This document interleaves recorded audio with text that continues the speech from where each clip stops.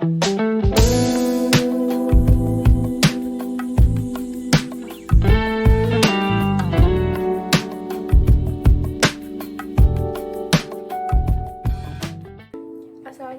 warahmatullahi wabarakatuh. Perkenalkan, saya Diana dari Program Studi Pembangunan Sosial Angkatan 2019 Fakultas Ilmu Sosial dan Ilmu Politik Universitas Tanjung Pura, Pontianak.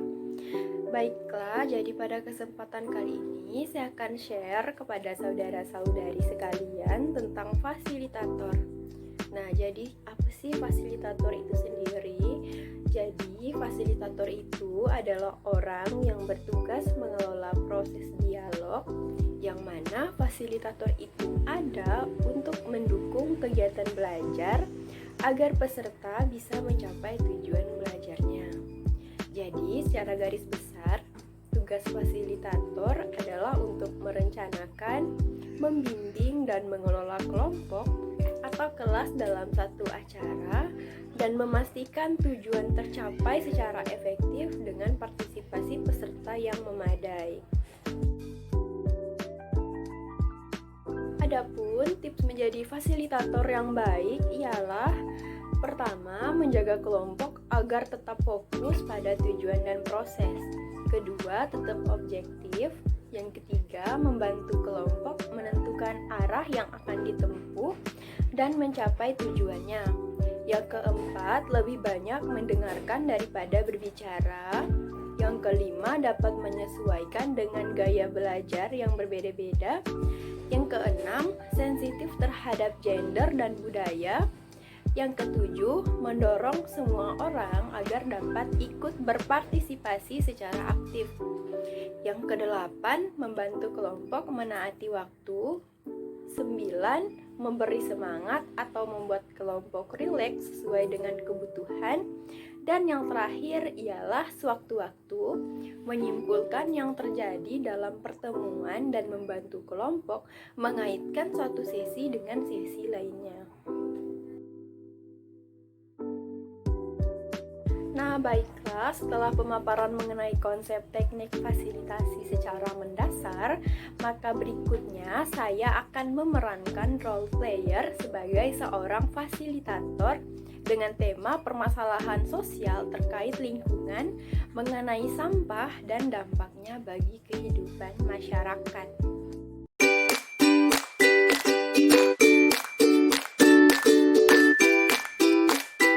Assalamualaikum warahmatullahi wabarakatuh semuanya. Sebelumnya, seperti kata pepatah, tak kenal maka tak sayang. Jadi, izinkan saya untuk memperkenalkan diri terlebih dahulu. Nah, perkenalkan, nama saya Ersa Diana dari Program Studi Pembangunan Sosial Angkatan 2019 Fakultas Ilmu Sosial dan Ilmu Politik Universitas Tanjung Pura, Pontianak. Oke, sebelumnya biar lebih semangat, kalau saya tanya apa kabar hari ini teman-teman, teman-teman jawabnya luar biasa, mantap. Oke, saya ulangi ya. Apa kabar hari ini teman-teman? Oke, luar biasa.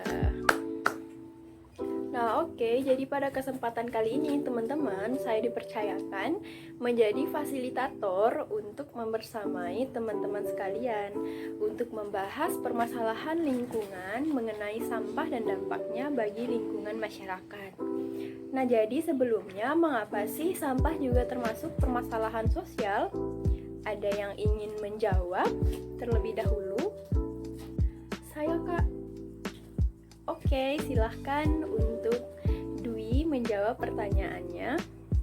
Mengapa sampah termasuk ke dalam permasalahan sosial? Karena sampah yang cenderung banyak akan menyebabkan permasalahan sosial, Kak. Terima kasih. Oke, terima kasih atas jawabannya. Nah, jadi saya akan meluruskan. Jadi alasan sampah masuk ke dalam permasalahan sosial itu sendiri karena apabila dibiarkan, sampah akan menyebabkan terjadinya permasalahan sosial seperti banjir, terjadinya pencemaran air, longsor, terus masyarakat yang bertempat tinggal di sekitaran lingkungan yang banyak sampah itu akan mudah terjangkit berbagai macam penyakit, teman-teman. Jadi gitu. Nah, jadi untuk membahas lebih jauh mengenai sampah, saya ingin membagikan sebuah kartu ajaib yang di dalamnya berisi nomor ajaib juga, yang mana pertanyaannya ada di saya seputar sampah yang akan kita diskusikan. Jadi saya akan menyebutkan nomor tersebut secara acak, dan bagi teman-teman yang dapat nomor yang saya sebutkan dapat mengangkat tangannya. Oke, langsung saja saya bagikan ya.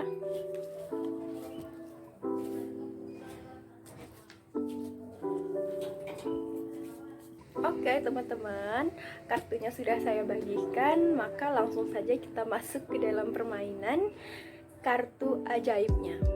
Jadi untuk kartu yang pertama, saya mau kartu nomor 2. Siapa nih teman-teman yang megang kartu ajaib nomor 2? Kartu nomor 2 saya Kak yang pegang. Oke, mau dia yang dapat kartu nomor 2. Nah, jadi apa sih pengertian sampah menurut Maudi sendiri? Bisa dijelaskan dan dipaparkan untuk teman-teman sekalian. Jadi, pengertian sampah setahu saya ya, sampah itu adalah benda yang sudah tidak terpakai atau tidak dapat dipergunakan lagi sehingga dibuang dan kemudian menjadi sampah. Setahu saya baru itu Kak. Oke, terima kasih Maudi atas jawabannya. Jawaban yang bagus.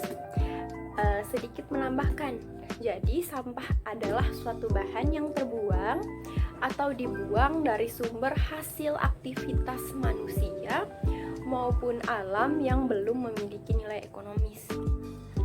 Sampah sendiri berasal dari rumah tangga, pertanian, perkantoran, perusahaan, rumah sakit, dan lain sebagainya. Nah, oke, jadi secara garis besar itu ya teman-teman pengertian sampah, biar ada gambaran loh ketika kita membahas secara lebih jauh mengenai problematika sampah seperti itu. Oke, next kita lanjut ke kartu ajaib nomor 3. Siapa nih yang pegang kartu nomor 3? Saya Kak. Oke, Dwi ya yang dapat kartu nomor 3. Jadi sampah dapat dibedakan berapa jenis sih? Terus contohnya apa aja?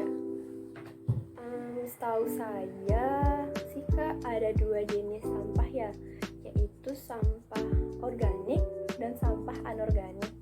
Untuk contoh sampah organik sendiri itu seperti contoh sisa sayuran dan sisa buah-buahan yang mengalami pembusukan secara alami.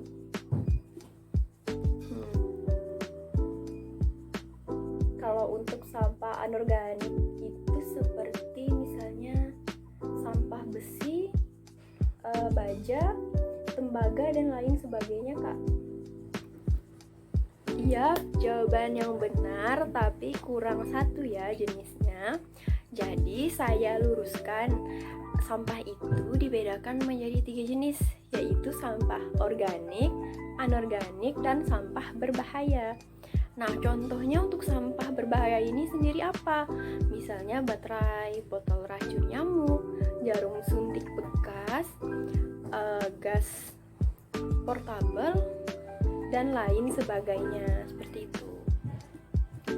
Bisa dipahami ya teman-teman sekalian. Next, kita beralih ke kartu nomor 1. Kartu nomor 1 saya Kak yang pegang. Oke, Nadira yang pegang kartu nomor 1. Oke Nadira, apa sih dampak dari permasalahan sampah? Sejauh ini sih dampak permasalahan sampah yang paling umum yang saya ketahui itu dapat menyebabkan banjir, tanah longsor, pencemaran air, dan lain sebagainya Kak. Iya, benar sekali apa yang Nadira katakan tadi mengenai dampak lingkungan akibat sampah. Maaf Kak, sebelumnya saya ingin menanggapi terkait jawaban dari Nadira tadi Kak. Ya, ada sanggahan dari Dwi. Tapi kan bisa jadi penyebab banjir itu atau tanah longsor dikarenakan curah hujan yang tinggi. Kenapa dikaitkan dengan permasalahan sampah, Kak? Oke, jadi akan saya luruskan ya, teman-teman. Benar, jadi gini. Itu bisa kita analogikan sebagai faktor utamanya. Ya karena emang curah hujan yang tinggi. Tapi sampah ini jadi salah satu faktor pendukung terjadinya banjir. Sampah yang dibuang sembarangan misalnya menyebabkan penyumbatan mengalirnya air parit. Sehingga dari hal tersebut nih, terjadilah luapan seperti itu. Tidak hanya itu, untuk sampah anorganik itu sendiri dia susah untuk terurai, di mana butuh waktu puluhan tahun untuk terurai dengan tanah. Nah, jadi selama dia belum terurai dan dia terkubur di tanah, itu menyebabkan sistem resapan air hujan tidak maksimal, sehingga dapatlah terjadi banjir seperti itu ya. Selanjutnya kita beralih ke kartu nomor 4. Siapa yang pegang kartu nomor 4? Kartu nomor 4 saya, Kak, yang pegang.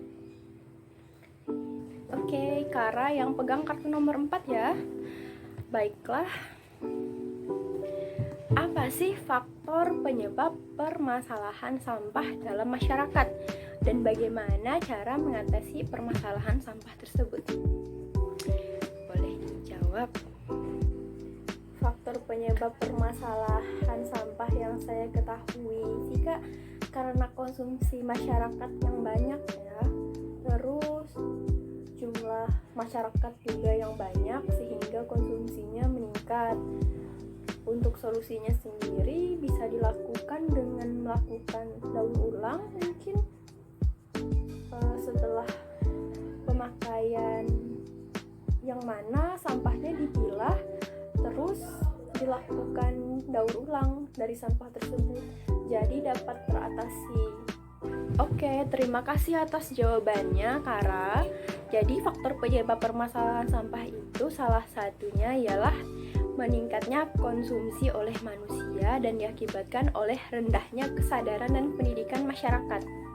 Tidak hanya itu pula, faktor lainnya ialah lemahnya peraturan akan pembuangan sampah dan jumlah penduduk yang kian meningkat, sehingga konsumsi masyarakat ikut meningkat pula, yang menghasilkan sampah tadi.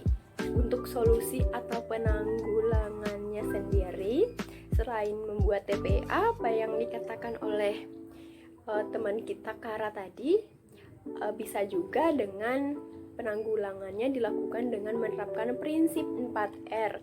Apa sih prinsip 4R itu? Ada yang mau berbagi pendapatnya apa itu prinsip 4R? Bisa angkat tangan. Saya, Kak. 4R itu reduce, reuse, recycle, dan replace. Oke, terima kasih Maudi atas jawabannya. Nah, jadi benar apa yang dikatakan Maudi tadi. 4R itu reduce, reuse, recycle, dan replace. Nah, tapi saya akan menjelaskan lebih jauh apa sih prinsip 4R itu. Nah, jadi untuk reduce sendiri itu mengurangi sebisa mungkin nih, lakukan minimalisasi barang atau material yang kita pergunakan. Jadi semakin banyak kita menggunakan material, maka kan semakin banyak sampah yang dihasilkan, sehingga kita perlu untuk mengurangi atau meminimalisasi penggunaan barang yang kita pakai. Seperti itu. Next ialah reuse. Reuse itu memakai kembali. Jadi sebisa mungkin ketika kita mau membeli barang, pilihlah barang-barang yang kira-kira bisa dipakai kembali. Hindari pemakaian barang yang disposable atau sekali pakai atau setelah dipakai itu langsung kita buang, seperti itu. Terus recycle. Recycle ini mendaur ulang. Jadi sebisa mungkin barang-barang yang sudah tidak berguna lagi bisa didaur ulang. Memang tidak semua bisa didaur ulang, Namun, saat ini sudah banyak kok industri non-formal dan industri rumah tangga yang memanfaatkan sampah menjadi barang lain dan menjadi barang yang berguna. Seperti itu dengan melakukan recycle atau mendaur ulang sampah. Selanjutnya ialah replace. Replace ini mengganti. Jadi, gantilah barang-barang yang hanya bisa dipakai sekali dengan barang yang lebih tahan lama. Dan juga telitilah agar kita hanya memakai barang-barang yang lebih ramah lingkungan. Misalnya nih, ganti kantong kresek kita dengan keranjang bila berbelanja. Jadi kan nggak menambah pemakaian sampah gitu ya. Baiklah, jadi itu adalah diskusi kita pada hari ini dengan tema permasalahan lingkungan mengenai sampah dan dampaknya bagi lingkungan. Saya Ersa Dwiana, pamit undur diri. Wassalamualaikum warahmatullahi wabarakatuh.